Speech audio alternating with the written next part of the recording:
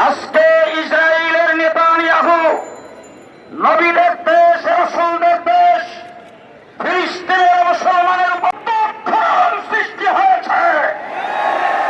আজকে গোটা বিশ্বের মুসলিম রাষ্ট্রপ্রধানদেরকে বলবো, আপনারা ইসরায়েলের বিরুদ্ধে জিহাদের ডাক দেন। বিশ্ব মুসলিম আপনাদের সঙ্গে প্রস্তুত।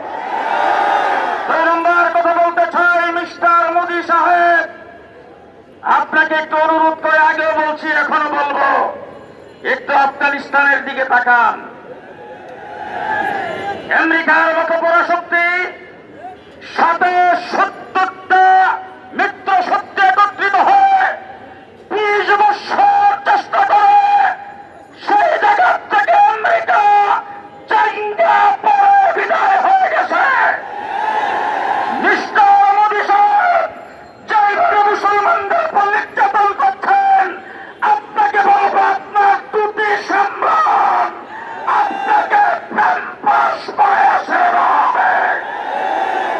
আমরা বাংলাদেশের মুসলমান, বিশ্বের মুসলমান, যেইভাবে ভারতে মুসলমানদের উপর নির্যাতন চলছে, পরিষ্কার বার্তা দিয়ে দিচ্ছে, ভারত টুকরা টুকরা হয়ে যাবে, টুকরা টুকরা হয়ে যাবে।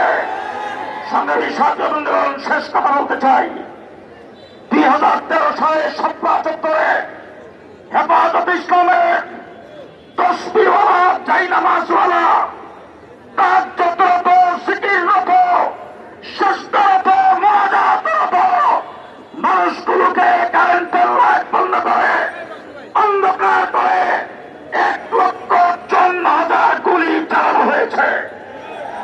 বাংলাদেশেও অনেক সংগঠনকে সন্ত্রাসের দায়ে বিলুপ্ত করেছেন, নিষিদ্ধ ঘোষণা করেছেন। বিশ্বের অনেক সংগঠনকে বিভিন্নভাবে, এমনকি জাতিসংঘ অনেক সংগঠনকে সন্ত্রাসের দায়ে নিষিদ্ধ করেছেন। আমি পরিষ্কার ভাষায় বলতে চাই, যাদের নিষিদ্ধ হয়েছে আন্তর্জাতিকভাবে এবং বাংলাদেশে সমস্ত সংগঠনের যদি সন্ত্রাস একত্রিত করা হয়, শেখ হাসিনার এক রাত্রির সমান হবে না।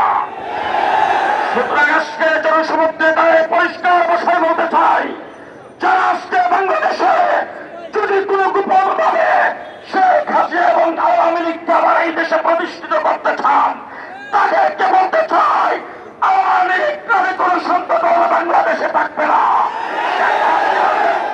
বাংলাদেশে চলবে না। পরিষ্কার ভাষায় বলতে চাই, অন্তর্বর্তীকালীন সরকার অনতিবিলম্বে ছাত্রলীগকে যেভাবে নিষিদ্ধ ঘোষণা করা হয়েছে, এইভাবে আওয়ামী লীগকে নিষিদ্ধ ঘোষণা করতে হবে। শেষ কথা বলবো, বেশিরভাগ পীরখানার হত্যাকাণ্ড, শাপলা চত্বরের গণহত্যা, ২০২১-এর গণহত্যা, জুলাই আগস্ট আন্দোলনে আমার ছাত্র জনতাকে পাখির মতো গুলি করে হত্যা, সমস্ত হত্যাকাণ্ডের বিচার অচিরেই অনতিবিলম্বে করতে হবে, অনতিবিলম্বে করতে হবে। বাংলাদেশে আওয়ামী লীগ, শেখ হাসিনার পুনরুত্থান বাংলাদেশে হবে না, এই দেশে তাদেরকে রাজনীতি করতে দেওয়া হবে না। সংগ্রামী সাথী ও বন্ধুগণ, একটা কথা বলার জন্য দাঁড়িয়েছিলাম, আমি আমার বাকি কথাগুলি বলে ফেলেছি। আমার ঢাকা মহানগর হেফাজত ইসলামের সেক্রেটারি তারুণ্য অহংকার মাওলানা মামুনুল হক এখন আপনাদের সামনে আজকের এই সমাবেশ